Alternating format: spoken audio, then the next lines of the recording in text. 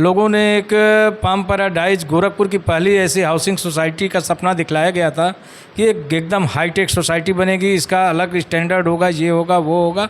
लेकिन उसके बावजूद लोगों ने अपना पैसा बिल्डर को दे दिया। लेकिन अब जो है उनके पार्टनर विकास केजरीवाल जी और जगदीश आनंद जी, ये दोनों लोग अपनी मनमानी पे उतर आए हैं और कह रहे हैं कि हम रजिस्ट्री नहीं करेंगे। रजिस्ट्री नहीं कर रहे हैं, पैसा लिए हुए हैं। तीनों पार्टनर बोल रहे हैं कि हम रजिस्ट्री के लिए तैयार हैं, लेकिन पेपर पर साइन कर नहीं रहे हैं।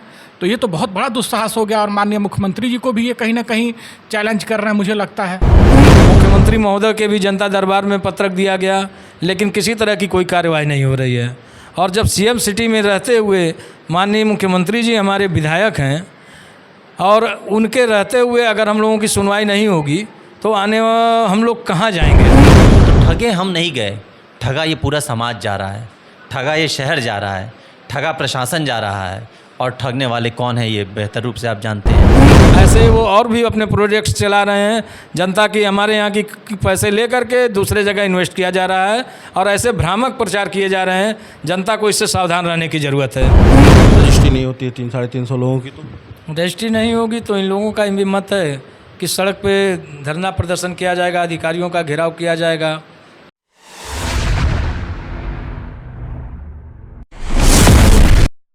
हर आदमी का एक सपना होता है कि उसका अपना एक घर हो, और उस घर को बनाने के लिए हर आदमी अपने जीवन के सारी कमाई को, अपनी मेहनत की कमाई को उस घर में लगाने का प्रयास करता है और सोचता है कि हमारा भविष्य हमारे बच्चों का भविष्य है। लेकिन अगर आपने अपनी पूरी मेहनत की कमाई किसी घर में लगा दी हो, झोंक दी हो, और पता चले कि अब उसे आपको अपने नाम पे कराने के लिए जिनके माध्यम से आपने ख़रीदा था उनके दरबार के चक्कर लगाने हो और उसके बावजूद आपको अपना घर ना मिले, तो सोचिए आप पर क्या बीतेगी। यही कुछ स्थिति है उत्तर प्रदेश के गोरखपुर में, जो मुख्यमंत्री का गृह जनपद कहा जाता है।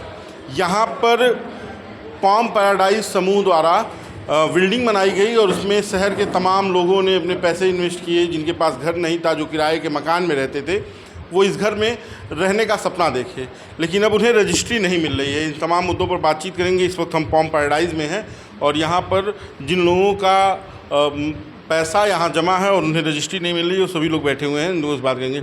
हाँ सर, आलोक जी, क्या मामला है, किसे लेकर कल आप लोगों ने प्रेस कॉन्फ्रेंस की? इससे मैं तो यहाँ रहता हूँ और मेरी तो रजिस्ट्री हो चुकी है, लेकिन यहाँ के लगभग 400-500 आदमी ऐसे हैं जिन्होंने अपने जीवन की सारी मेहनत की कमाई कहीं से और उसके अलावा किसी से कर्जा लेकर के, बैंक से लोन लेकर के लोगों ने एक पाम पैराडाइज गोरखपुर की पहली ऐसी हाउसिंग सोसाइटी का सपना दिखलाया गया था कि एक एकदम हाईटेक सोसाइटी बनेगी, इसका अलग स्टैंडर्ड होगा, ये होगा वो होगा। लेकिन उसके बावजूद लोगों ने अपना पैसा बिल्डर को दे दिया। 1 करोड़ रुपए किसी ने 50 लाख, किसी ने 60 लाख, किसी ने 70 लाख, ऐसे लगभग 400 से 500 परिवार होंगे जिन्होंने पैसा दे दिया और आज वो रजिस्ट्री के लिए साल भर से उनके दरवाजे पे, इनके यहाँ उनके यहाँ दौड़ रहे हैं और सीधे कोई जवाब नहीं दे रहा है। वो कह रहे हैं कि वो जाने, वो कह रहे हैं वो जाने, वो कह रहे हैं वो जाने, जबकि सारी इन लोगों के पास रिसीविंग है पैसे की। ऐसी स्थिति में तमाम जनप्रतिनिधियों के पास भी गया, माननीय जिलाधिकारी महोदय के यहाँ भी गया, उनके यहाँ भी पत्रक दिया गया। माननीय मुख्यमंत्री के शहर में मुख्यमंत्री महोदय के भी जनता दरबार में पत्रक दिया गया, लेकिन किसी तरह की कोई कार्रवाई नहीं हो रही है।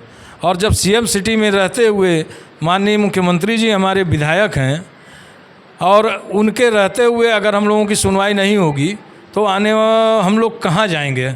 हम लोगों के पास केवल कोई विकल्प नहीं बचेगा कि अपने जीवन को जब बर्बाद होते हुए देखेंगे कि जीवन की कमाई बर्बाद हो रही है, तो कुछ लोग आत्मदाह करने की भी चेतावनी दे रहे हैं, नहीं तो धरना प्रदर्शन किया जाएगा कि किसी तरह से भी जो है हमारी पूंजी हमको सेफ मिले।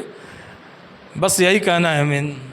सर, एक सवाल आप लोगों का, जब ये बिल्डिंग बन रही थी, ये सोसाइटी बन रही थी, बताया जा रहा है कि सबसे सुरक्षित सोसाइटी होगी, आप अपने घर की निगरानी जहाँ रहें वहाँ से मोबाइल से कर सकते हैं, लॉक खोल सकते हैं, लाइट जला सकते हैं।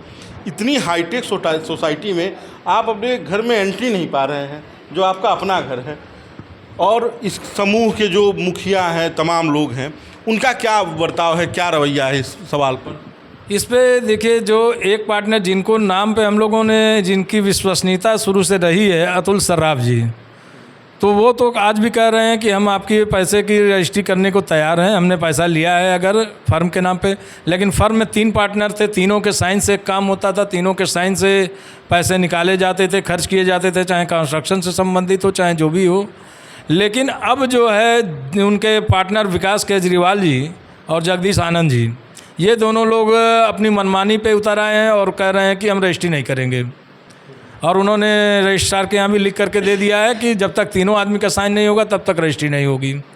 माननीय विकास केजरीवाल जी ही हैं जो उस समय एकदम एफएम पे छाए रहते थे कि मैं ब्रांड एम्बेसडर थे पाम पैराडाइज के, कि जिन्होंने ये सपना दिखलाया जो आप कह रहे हैं कि आप अमेरिका में रहें, दिल्ली में रहें, कहीं से भी अपने फ्लैट की लाइट बुझा सकते हैं, एसी ऑन कर सकते हैं, कॉल कर सकते हैं, जबकि ऐसी कोई सुविधा यहाँ नहीं है। ये सारी सुविधाएं इस समय उपलब्ध हैं। नाराज है, पूरी तरह से भ्रामक प्रचार किया गया।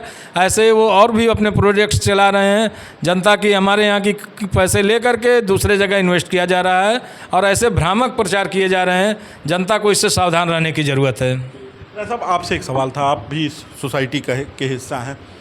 ये ग्रुप जो एस्प्रा ग्रुप है, के कंस्ट्रक्शन है या विकास केजरीवाल समूह है, जो और जगहों पर जैसे शास्त्रीपुरम में चल रहा है काम, और जगहों पे फ्लैट बेच रहे हैं, जनता को किस तरह से, जैसे आप लोग तो ठगे गए हैं, अब आप इन लोगों से कैसे आगाह कर रहे हैं लोगों को? देखिए, सीधी सी बात है कि ये सबसे बड़ा प्रोजेक्ट था और गोरखपुर शहर जब विकास के रास्ते पे आगे बढ़ रहा था तो उसी समय इस परियोजना को लॉन्च किया गया।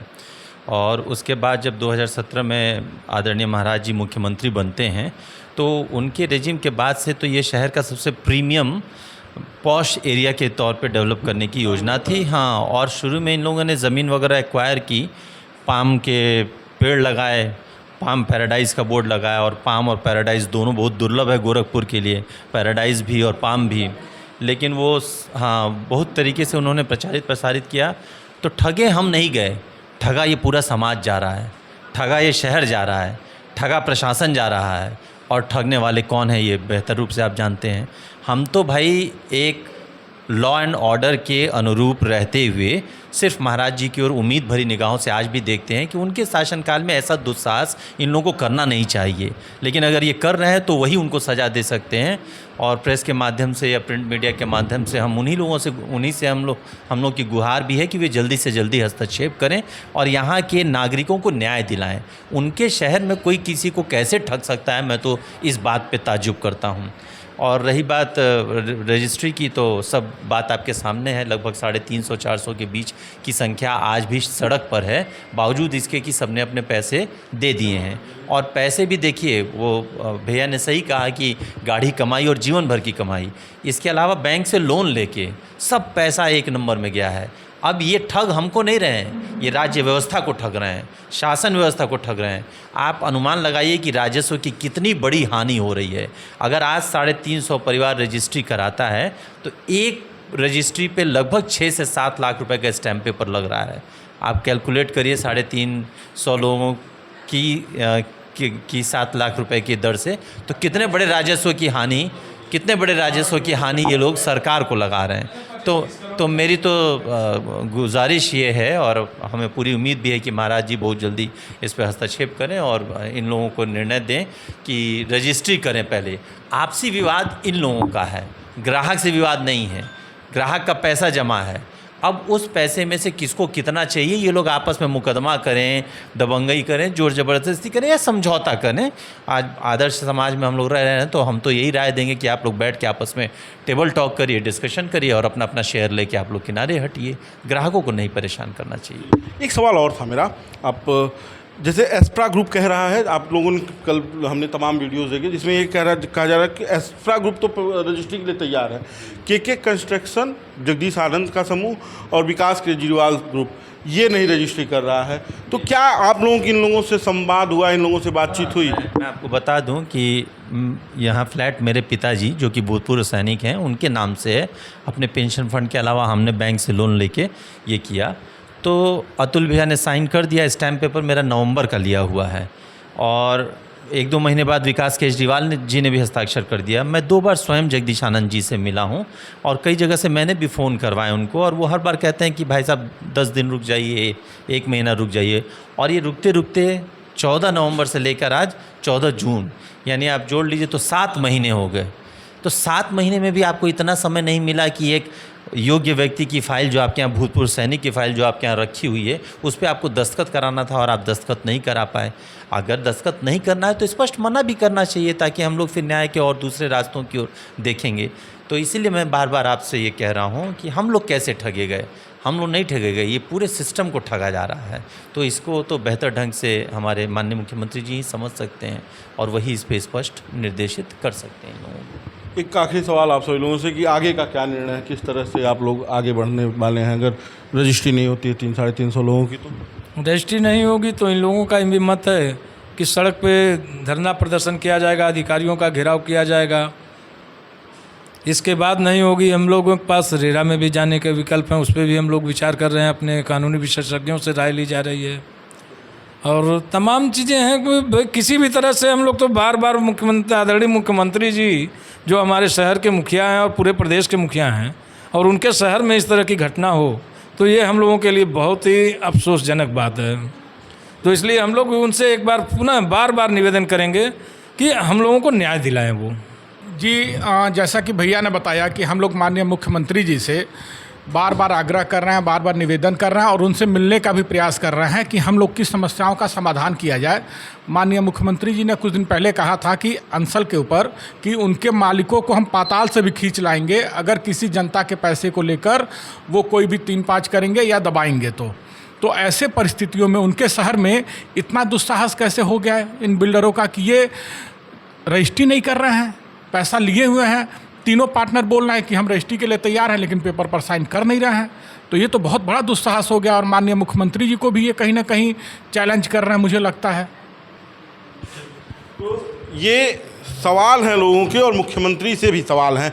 सवाल ये कि जिस सरकार में ये कहा जा रहा है कि लॉ एंड ऑर्डर एकदम मेंटेन है, उस सरकार में यहाँ दबंग बिल्डर हो गए हैं जो लोगों का पैसा लेने के बावजूद उनको उनका आवास नहीं दे रहे हैं। सवाल ये है कि मुख्यमंत्री के शहर में ये सब कुछ हो रहा है और प्रशासन मौन होकर इसे देख रहा है। वो कौन लोग हैं जो शहर में बिल्डिंग पर बिल्डिंग बनाए जा रहे हैं, लेकिन जिनको वो बेची जा रही हैं वो वहाँ पर कब्जा नहीं ले पा रहे हैं, वो अपनी छत की छाँव में नहीं रह पा रहे हैं। तो ऐसे आवास का क्या फ़ायदा और ऐसे प्रोजेक्ट का क्या फ़ायदा और ऐसे विकास का क्या फ़ायदा? बड़ी बड़ी बिल्डिंगें हैं, बड़े बड़े सपने हैं, लेकिन इन सपनों को पूरा करने के लिए जो अपना पैसा लगा रहे हैं उन्हें वो आवास नहीं मिल पा रहा, वो आशियाना नहीं मिल पा रहा है। तो एक बड़ा सवाल प्रशासन पर भी है और इस व्यवस्था पर भी। बाकी की आपके क्या राय हैं हमें ज़रूर बताइएगा, वीडियो को शेयर कीजिएगा। धन्यवाद।